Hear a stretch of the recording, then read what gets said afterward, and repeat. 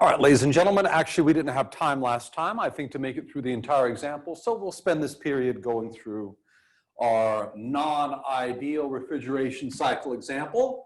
And then when we're all done with that, we will talk about methods for improving performance for a refrigeration cycle, the big one, which is kind of like a regenerative cycle, if you like. Regeneration in this refrigeration cycle was called flash cooling.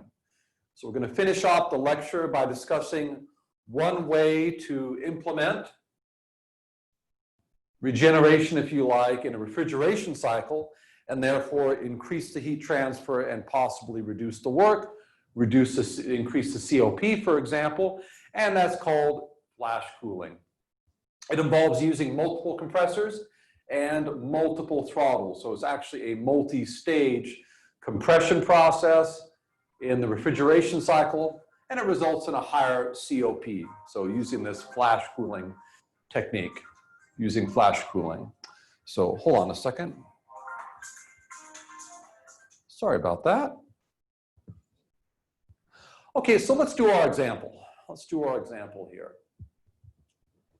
So we have a non-ideal vapor compression refrigeration cycle here. So we have the inlet temperature and pressure for the compressor. So here's the compressor inlet state, state 1. I have minus 10 degrees C and a pressure of 0.14 megapascals. By the way, in terms of bar, that's 1.4 bar. The working fluid, and the working fluid is a special chemical, a refrigerant, called R134A. These refrigeration cycles don't use water. They use a special fluorocarbon, so a mixture of fluorine, chlorine, and other chemicals. Sometimes they use propane. Sometimes propane is used as a working fluid. Nevertheless, H2O is not used in these cycles. We're using R134A as the working fluid in this cycle. So the R134A is compressed up to a temperature of 50 degrees C and 0.8 megapascals, so 8 bar. And then we have the fluid passing through the condenser, and it gets condensed. So let's see, state 1. Well, we'll put up the states in just a moment. So the working fluid R134A gets condensed in the condenser. So we pass through the condenser, and we have a pressure drop. We have a small 0.08 megapascal drop in pressure in the condenser. Okay? And then we end up at a temperature of 23 degrees C after the pressure drop through the condenser. And then the working fluid is throttle. I'm going to use the universal symbol for throttle here. I used a box here before, but just make 2 lines and connect them, and that's the universal symbol for a throttle. Remember, a throttle is a restriction. A restriction followed by a widening. So that's the indication there for the universal symbol for a throttle. The pressure drop as the fluid boils in the evaporator and extracts heat from a cold place is 0.1 bar or 0.01 megapascals. The mass flow rate, so m dot for the R134A. R134A is 0.05 kilograms per second in the cycle. What are we supposed to find? We're supposed to find the heat addition or heat absorbed in the evaporator, the rate of heat transfer in the evaporator, the compressor power, W dot compressor. We're supposed to also find the isentropic efficiency for the compressor. Notice we have inlet and outlet temperatures and pressures for the compressor, so we can, in theory, find out the isentropic efficiency. And then let's find out the coefficient of performance. If this is a refrigerator, that would be Q dot low or Q dot evaporator divided by W dot compressor. So let's calculate the coefficient of performance for this device. Okay, so let's first of all, let's get the isobars of interest in the TS diagram before we get started cranking through some of this. Let's figure out what pressures we're at and where. So the minimum pressure is going to be the compressor inlet state, and that's at 1.4 bar or 0.14 megapascals. So P1 is our minimum pressure in our cycle, and it's 0.14 megapascals. The maximum pressure in the cycle is the compressor outlet pressure, and so that is 0.8 bar. So there's our maximum pressure at 0.8 bar. Now, apparently we have a pressure drop in the condenser. So the difference between P1 and P2 is 0.08 megapascals. So I have a P3 here, which is P2 minus the pressure drop. So 0.8 minus 0.08 megapascals, and I get 0.72 megapascals. That's going to be P3, which is my condenser outlet pressure. So the pressure here, P2, is 0.8 megapascals. And then I got a pressure drop across the condenser, so P3 is 0.72 megapascals. P1, of course, is the minimum pressure in the cycle at the inlet, which is 0.14 megapascal. That's the minimum pressure in the cycle, which is my compressor inlet pressure. The fluid passes through the throttle, and then there's a pressure drop in the evaporator of 0.01 megapascals. That means that the inlet pressure at the evaporator must be the outlet pressure plus the pressure drop. So pressure at the inlet of the evaporator is 0.15 megapascals. So the pressure drop across the evaporator is 0.01, but I have to add 0.01 megapascals to the final outlet pressure in the evaporator, okay? Okay, so we have our pressures here. So P4, 0.15 megapascals. Okay, so I got my isobars here. So let's get on here. Let's get on with this and calculate the heat transfer here. Let's calculate the heat transfer, the work, et cetera, et cetera. Okay.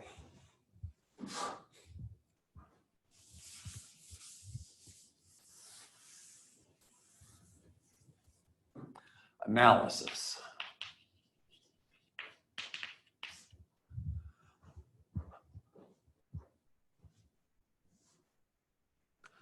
Okay, to get the heat transfer in the evaporator, I need to know something about the inlet and outlet specific enthalpies. I know the mass flow rate for the R134A, our working fluid, our refrigerant, but I don't know the inlet and outlet enthalpies of the evaporator. So I'll tell you what, let's try to solve for W dot for compressor first. We have temperatures and pressures here and here. Maybe it will be easier to get W dot for the compressor first. Let's get W dot for the compressor first, okay? Okay, so apply the energy balance. So let's look at process 1 to 2. That is adiabatic compression in the compressor. Adiabatic. Oh, I guess I better, this is not going too well. Let's see here. Is that any better? That looks a little better. Now it has something to focus on, I hope. So let me remind you here that for, I need to put it in, I don't really have any assumptions here. Let's see here, assumption. So we have adiabatic, compressor, and the throttle's adiabatic too. Guess I better do that. There might be one or two more assumptions, we'll see. Of course, steady state, steady flow, as always with these problems. Okay, is equal to H evaluated on the inlet condition, so that's evaluated at -10 degrees C and 1.4 bar. Okay. Let me show you where you get properties for R134A here. You may have to do some interpolation, depends. But let me show you where the properties are. So if you start with, so we have H2O tables before, saturation temperature table for R134A, refrigerant R134A. It's a fluorocarbon, so it uses fluorine and carbon, and it is a refrigerant. So temperature table, just like for H2O. Pressure table, just like for H2O. Temperature, specific volumes, internal energies, enthalpies, entropies. Superheated vapor tables for R134A. Okay, we're going to use these just like we do for water. Now we have negative 10 degrees C, 1.4 bar. Let's see if we can find it here. Here's 1.4 bar, negative 10 degrees C, specific enthalpy, 243.4 kilojoules per kilogram. By the way, I'm going to put the specific entropy up as well. Let's see what the entropy is here.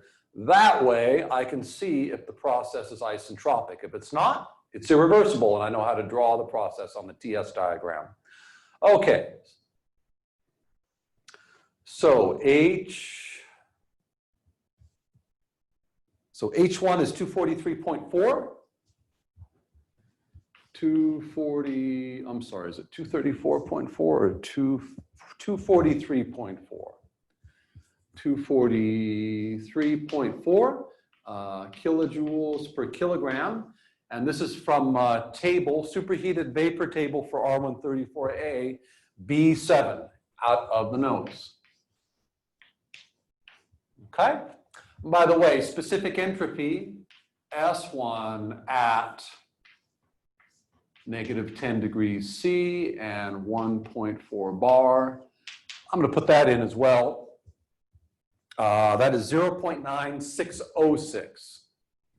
0.9606 kilojoules per kilogram degree in Kelvin, also from the same table. Let's look up, so now I have H1, let's look up H2. So H2 is equal to H evaluated at 50 degrees and 8 bar. 50 degrees C and 8 bar. Let's see if we can find that. 50 degrees C and 8 bar.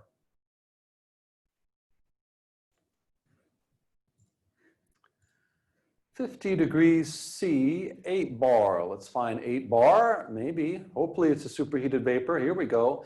50 degrees C, so we get 284.39. So I guess 284.4. And here's our specific entropy right here, okay? So 284.4 and 0.97. 284.4. 284.4 kilojoules per kilogram, again from B7. And specific entropy at state 2 is equal to 0.971. 0.971, and that's kilojoules per kilogram degree in Kelvin from the same table.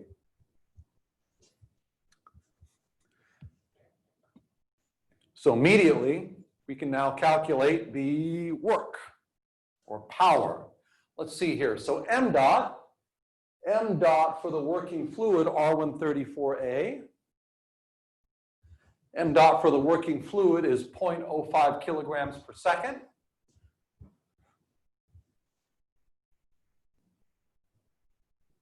Is it do okay? Seems to be all right. So we get equals 0.05 kilograms per second. That's for the working fluid, the refrigerant. H2 is 284.4 kilojoules per kilogram. H1 is 243.4 kilojoules per kilogram. Kilograms cancel out and we get kilowatts. And I have a specific work, 2.05 kilowatts. I'm sorry, I have a power, 2.05 kilowatts. So W dot for the compressor, 2.05 kilowatts. Okay, let's go put this over here.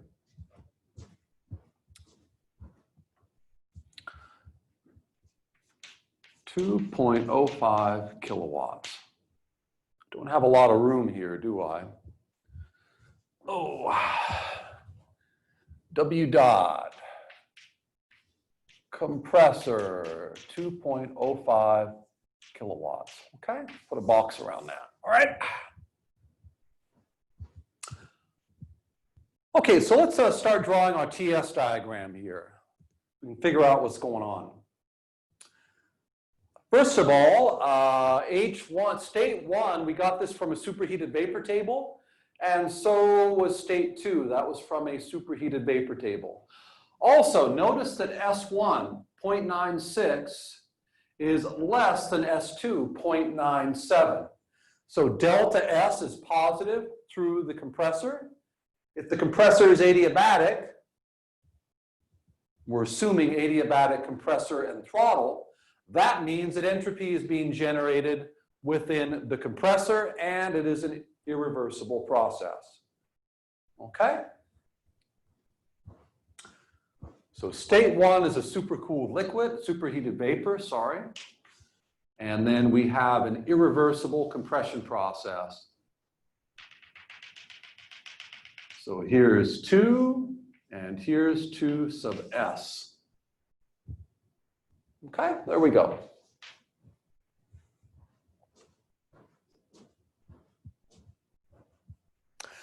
How about we try calculating the isentropic efficiency for the compressor?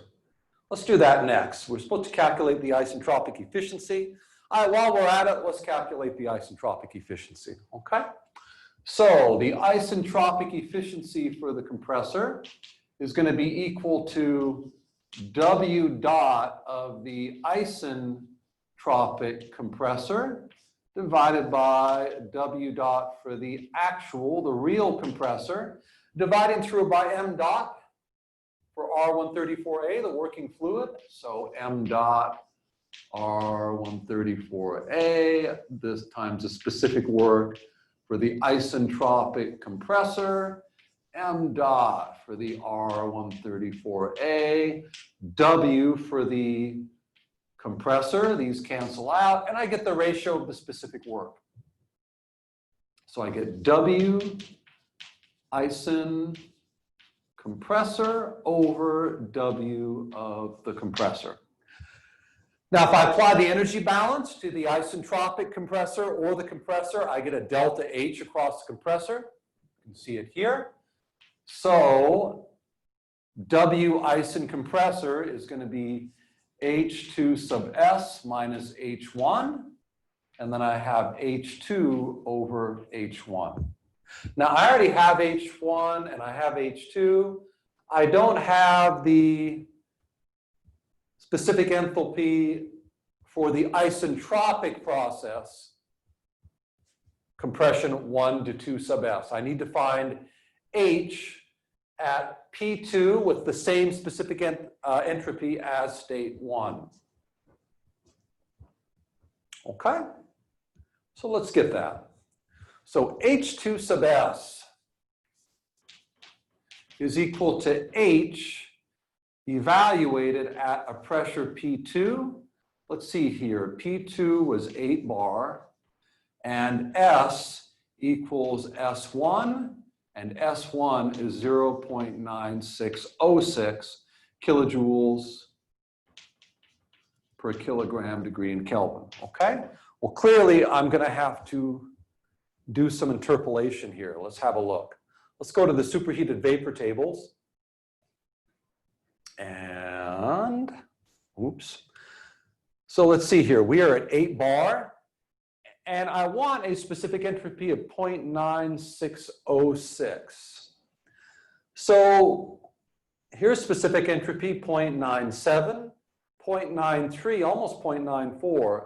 So clearly the specific enthalpy of state 2 sub S, that's the outlet for the isentropic compressor, is going to be somewhere between these two. Okay, so you have to do a little bit of interpolation.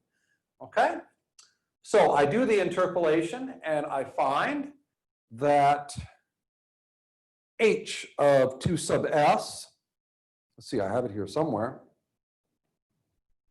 I'm pretty sure I have it. Yes, H for 2 sub s is 281.05. 281.05, and this is from interpolation of superheated table B7. Interpolation from superheated vapor table B7, okay? So I've got H2 sub s now. All right, well, let's plug in. Let's see here, 281.05 minus 243.4 divided by 284.4 minus 243.4. They all have units of kilojoules per kilogram, and the unit cancel out, and I get an isentropic efficiency of 92%. 92%. 92% isentropic efficiency. So, eta isen 92%. Eta isentropic efficiency of the compressor.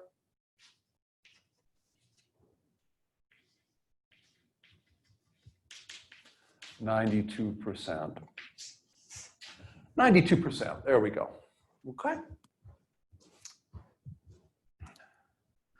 Okay, what's next? We've done the isentropic efficiency. We've done the compressor power. Oh, we're supposed to calculate the heat transfer to the evaporator. In other words, Q dot low. Cold place, hot place. Okay? All right, let's calculate Q dot low. Maybe we have some information. We shall see. We'll see if we have enough information.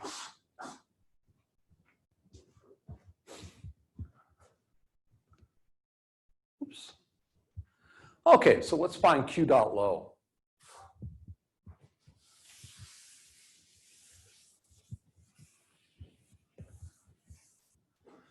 So Q dot evaporator, that's Q dot low, Q dot evaporator. Apply the energy balance to my evaporator. Inlet state is state 4, outlet state is state 1. So I have Q dot evap is equal to m dot H1 minus H4. Applying the energy balance. R134A, H1 minus H4. Now I have H1 and I have m dot for R134A. I don't have H4. I do not have the evaporator inlet temperature, inlet enthalpy. Okay, so I need to do that. I need to get that.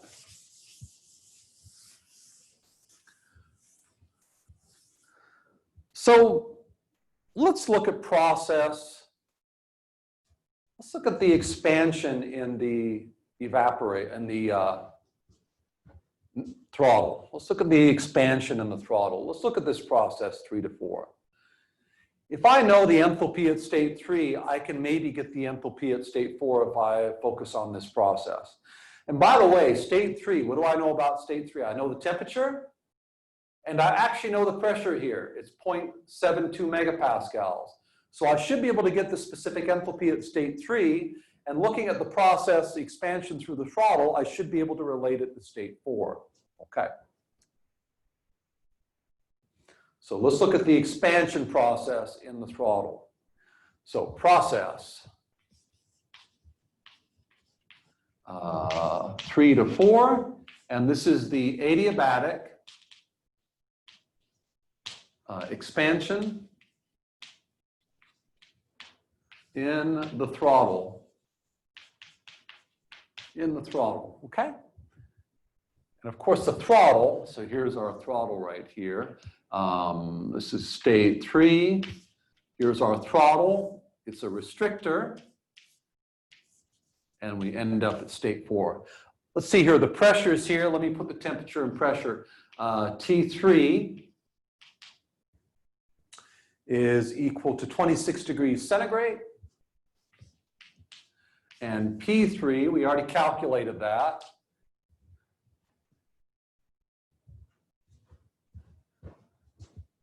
P3 is 0.72 megapascals or 7.2 bar. 26 degrees and 7.2 bar. So I can get the inlet enthalpy. So 7.2 bar.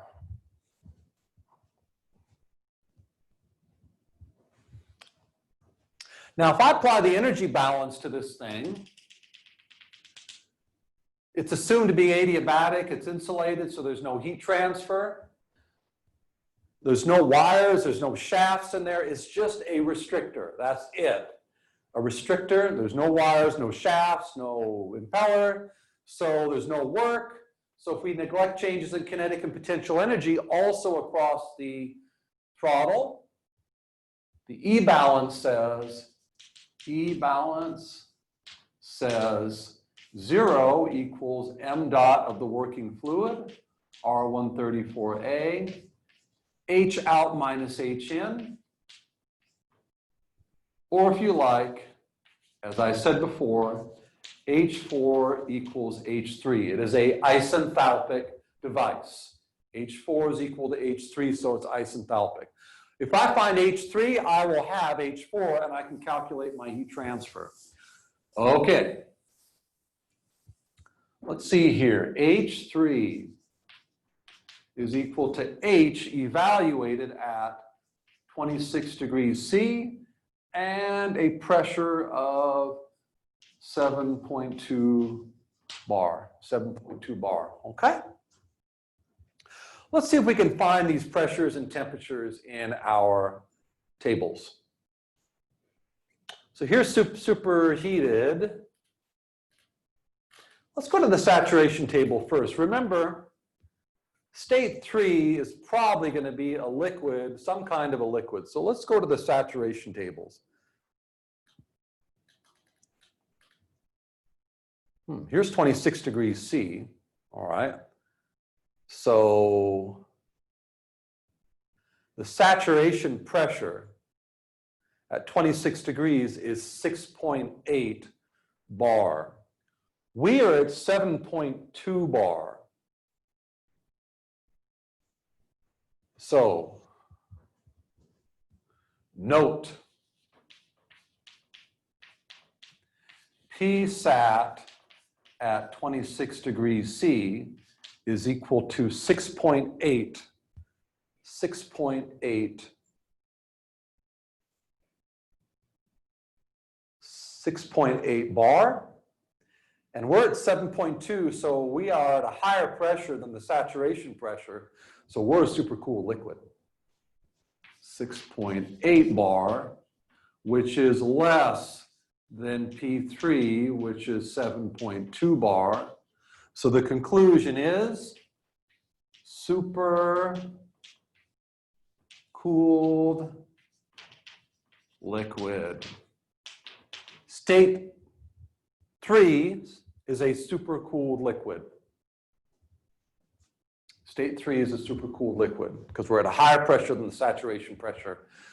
So this is going to be approximately equal to, now there's a long formula here. Oh, where am I going to do this? Let's see here. H for a super cooled liquid is approximately equal to U of the saturated liquid evaluated at the temperature plus the specific volume of the saturated liquid evaluated at the temperature times the pressure difference minus P sat evaluated at the temperature. We went over this a long time ago. Probably haven't used it very much. Remember, U for a supercooled liquid is approximately equal to U sat liquid at the temperature. Specific volume for a supercooled liquid is approximately V sat liquid at the temperature. So I'm using the definition of enthalpy here. Using the definition of enthalpy here. Okay? Using the definition of enthalpy, and then I got to add in V sat liquid, P sat liquid, all at temperature T. Okay, running out of space. I'm going to group these terms together, and I get approximately H sat liquid at temperature T plus the difference. V sat liquid at temperature T, P minus P sat at T. So I'm using the approximation here to get H for a supercooled liquid. We went over this long time ago, long time ago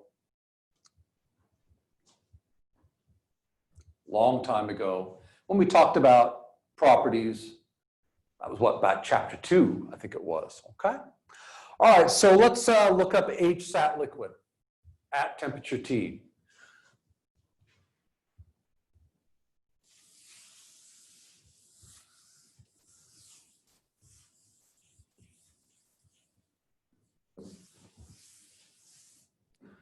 So H of the supercooled liquid, so H sat liquid at 26 degrees C. Let's look that up. Well, that's going to be equal to, let's have a look. H sat liquid. Here we are. 85.75. 85.75. 85.75 kilojoules per kilogram. And then I have the specific volume of the saturated liquid times the difference in pressure compared to the saturation pressure. So let's get the specific volume here at 26 degrees. For the saturated liquid, it's 0.83 times 10 to the minus 3. 0.83 times 10 to the minus 3. So V sat liquid at 26 degrees C, 0.8 times 10 to the minus 3 cubic meters per kilogram. And then, of course, I have P sat at 26 degrees C. What did I say it was? 6.8 bar? Let's have a look. 6.8 bar. Good. 6.8 bar. 6.8 bar. Okay, now I'm ready to use this approximation here. So H sat liquid at 26 degrees is 85.75 kilojoules per kilogram plus the specific volume, 0.8 10 to the minus 3 cubic meters per kilogram. And then I have the difference in pressure between my state, which is 7.2 bar, in kilopascals, that's 72 kPa, minus the saturation, which is 68 kPa. 72 minus 68 is 4 kilopascals, times 1, basically 1, times 10 to the minus 3. So I get 4 times about 1, so that's 4, times 10 to the minus 3. 4 times 10 to the minus 3, added on to 85.75. So this term here is approximately equal to 0. Pressure is not much different than the saturation pressure. So I can ignore this term, and I get approximately 85.75 kilojoules per kilogram. In other words, H3 is equal to H evaluated at 26 degrees C and 7.2 bar is approximately equal to H of the saturated liquid, H of the saturated liquid evaluated at 26 degrees C, which is 5.7 kilojoules per kilogram, okay? So now I have, so now I have H3, and notice H4 equals H3 because we have a throttle. So now I have H4, check, I have everything I need. I have everything I need. Okay, let's calculate the heat transfer. Let's calculate the heat transfer. Equals 0.05 kilograms per second. H1 is 243.4 minus 85.7 kilojoules per kilogram.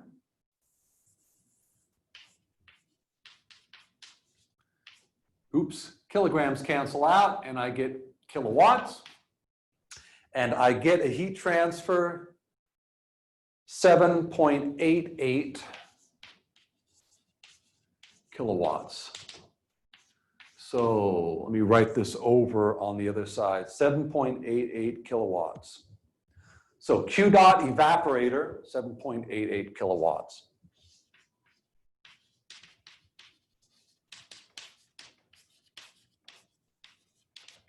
Okay. I have W dot for the compressor. Now I can calculate the coefficient of performance. That's easy to do. For this refrigeration device, this is a refrigerator. Let's calculate the coefficient of performance for this refrigerator.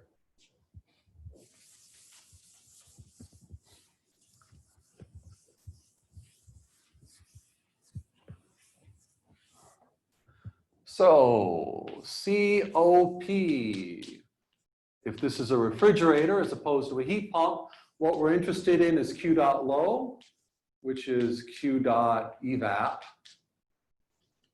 divided by W dot in, which is the compressor power. So I got Q dot evap minus W dot compressor. Let's see here, Q dot evaporator was 7.88 kilowatts. And W dot for the compressor was 2.05 kilowatts. And I get a coefficient of performance 3.85, 3.85.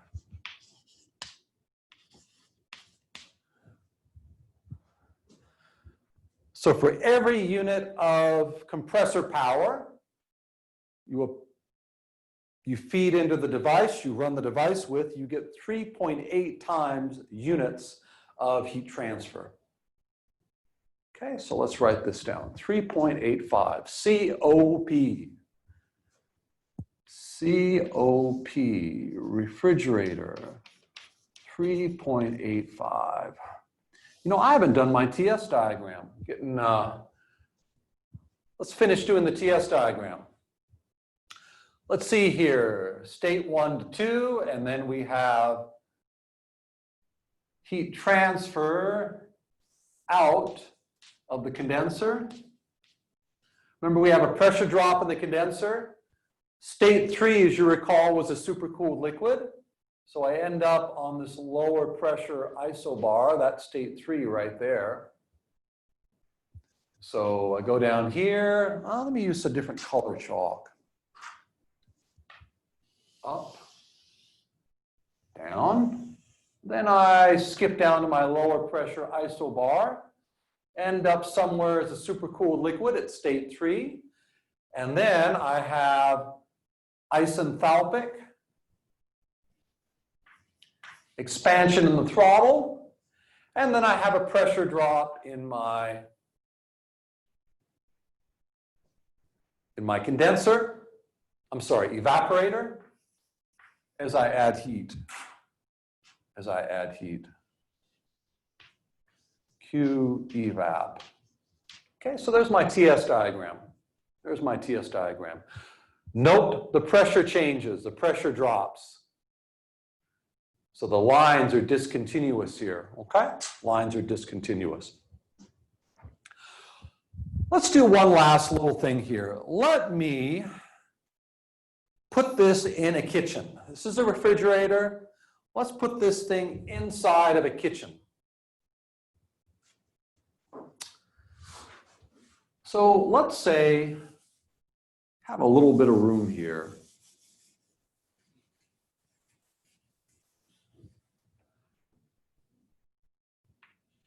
So we got your kitchen.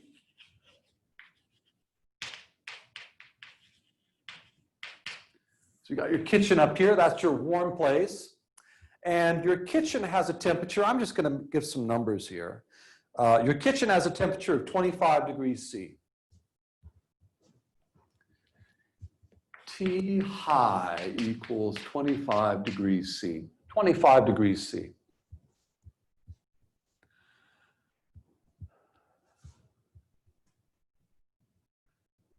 And then down here we have your ice box, your freezer, refrigerator.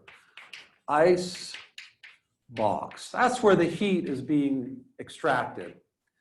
That's your low temperature right there. Let's see here, the low temperature, -8 degrees C.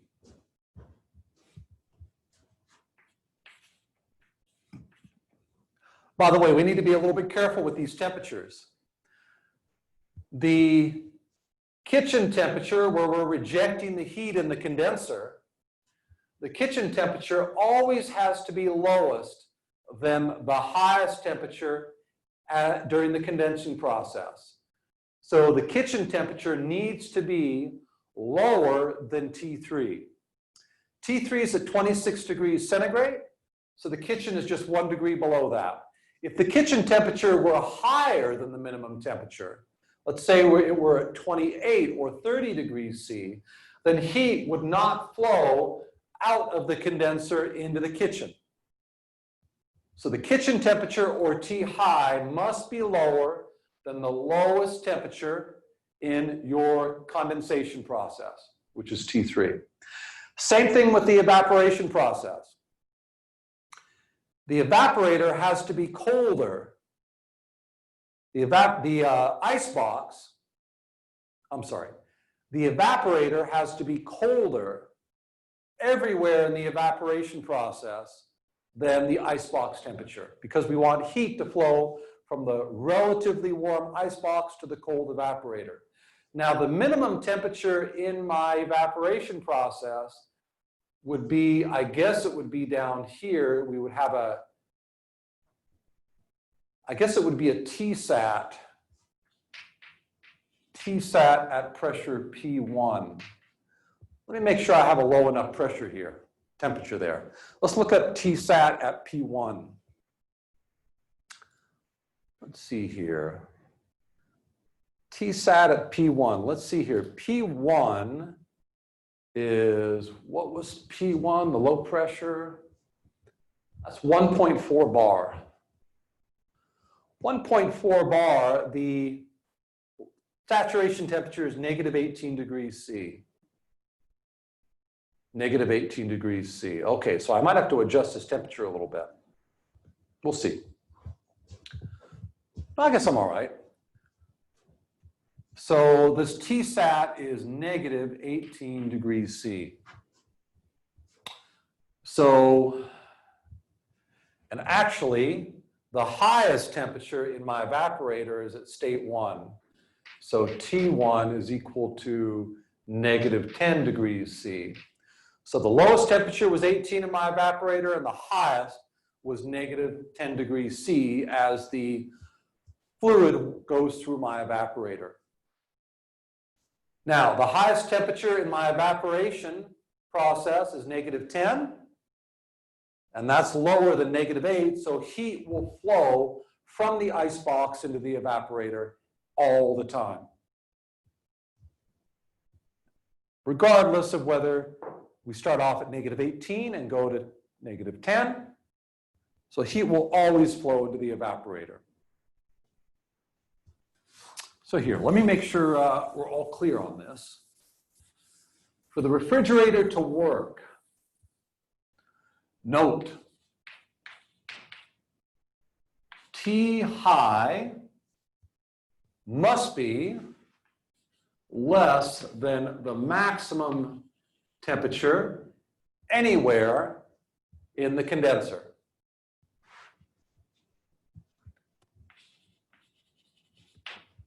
The condenser temperature, the fluid goes into the condenser at T2 and leaves at T3, and temperature at T2 was 26 degrees, as I recall.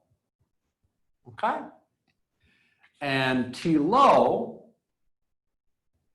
must be greater than the maximum temperature during the evaporation process. The maximum temperature during the evaporation process is T1, so that's the evaporator exit temperature. So T1 was negative 10 degrees C, so I have to be greater than that. I'm at negative 8. Looks good. Let's calculate the Carnot efficiency for a device operating between the kitchen and the icebox. COP max, and this is for a refrigerator. That's going to be equal to Q dot low divided by W dot of the compressor, or W dot in. And that's going to be equal to 1 over Q dot high over Q dot low minus 1. And that's going to be equal to 1 over T high over T low minus 1. And in our case, T high is 25 degrees C, so 25 plus 273 to convert into Kelvin, and negative 8 plus 273 to convert it into Kelvin. And I get a maximum COP. I get a maximum COP of 7.16. 7.16. So the maximum COP is 7.16. I get 3.85. A Carnot refrigerator would get 7.16. This guy gets half that due to irreversibility, okay? Irreversibility in the compressor, irreversibility in the throttle, irreversibility in the temperature jumps or temperature difference between the evaporator and the icebox and the condenser and the kitchen. Okay, let's take a break for a second. Okay, let's finish up by talking about a strategy for improving the coefficient of performance for a refrigeration device. So ways to improve the coefficient of performance include either reducing W dot or increasing the heat transfer, either from the low temperature place or from the high temperature place, okay? So we can increase COP by decreasing the work, the compressor work, or by increasing the heat transfer in the evaporator, for example, the heat transfer in. Now, one way to improve the heat transfer significantly at the evaporator is to try to make sure that the evaporator inlet state is as close to a saturated liquid as possible. Remember the delta H, so we have an inlet and an outlet specific enthalpy at the evaporator. The larger the delta H, the more heat can be absorbed. So if we can make sure that the inlet enthalpy at the evaporator is as close to a saturated liquid as possible, we can increase the heat transfer in the evaporator. Now, one way to do this is to use what's called a flash chamber. use a flash chamber. So let's, there's the device right there. Let me just draw the TS diagram so we can see what's going on. So here's our saturation dome. I'm going to assume there are no pressure drops across the evaporator and the condenser, so there's no little delta P. However, there are going to be 3 pressures in this device. Notice that we have multiple stages of compression and multiple stages of expansion. We got 2 compressors, a low pressure and a high pressure compressor with an intermediate pressure in between. And then we have 2 throttles, a high pressure throttle and a low pressure throttle with an intermediate pressure, okay? So there's going to be some intermediate pressure here. So I'm going to say P3 is equal to P2 is some intermediate pressure Pi, and of course P1 is the minimum pressure in the cycle, and P4 is the maximum pressure in the cycle, okay? So I'm going to put in the 3 isobars. So here's our Pmin. Here's our Pmax. Here's our intermediate pressure, which is somewhere in between. So here's our intermediate pressure Pi, okay?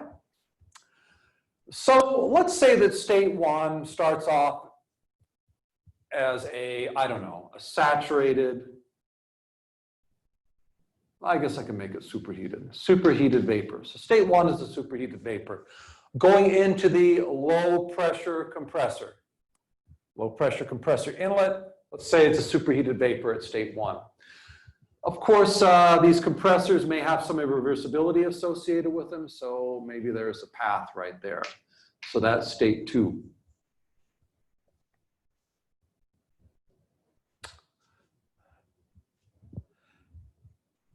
Now let's talk a little bit more here about how this device works.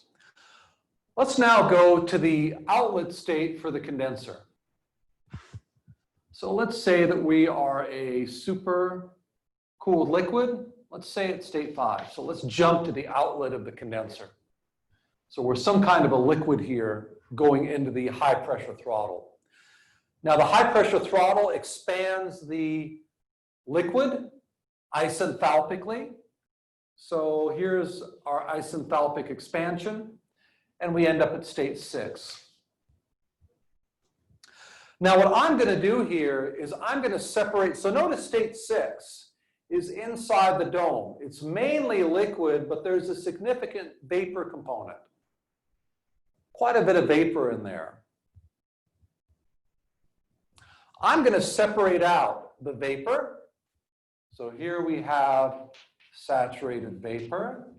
And I'm going to separate out the liquid. So here we have saturated liquid. I'm going to do it in what's called a flash chamber. It's just a big chamber with a drain for the saturated liquid at the bottom and a vent for the saturated vapor at the top.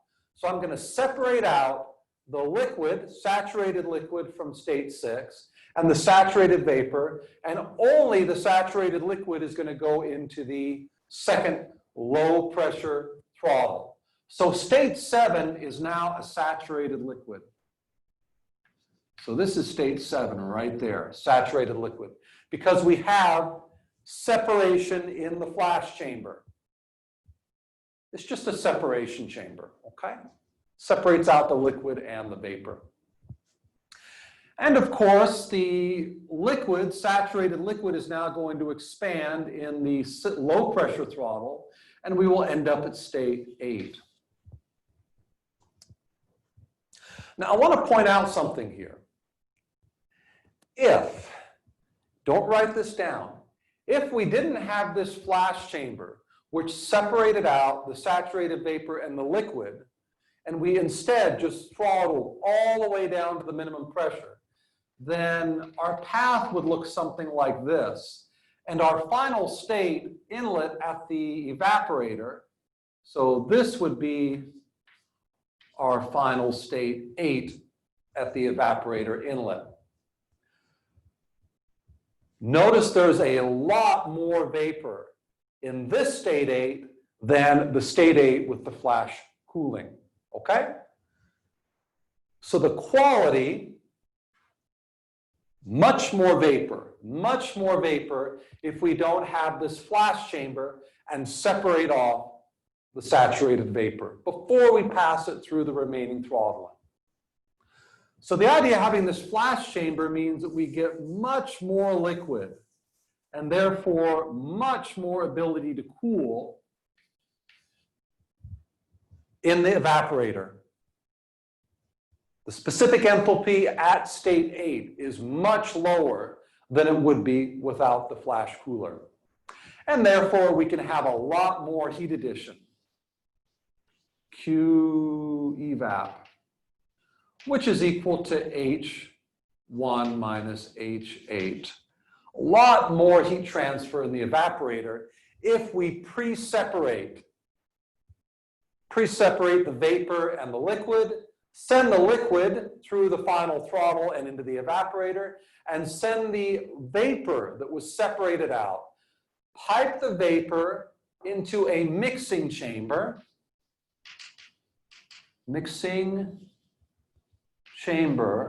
and then pressurize it in the high pressure compressor. So we're going to take low enthalpy saturated vapor, pipe it into a mixing chamber where it mixes. So the enthalpy that's being siphoned off from the flash cooler, there's our H. So if you want to know the, so this is, I'll call this state 9. There's state 9. So this is state 9 right there. This is saturated vapor at the intermediate pressure. So we're mixing enthalpy at state 9. So this is saturated vapor at state 9. We're mixing it with superheated vapor at state 2, and we're ending up at some intermediate state, state 3.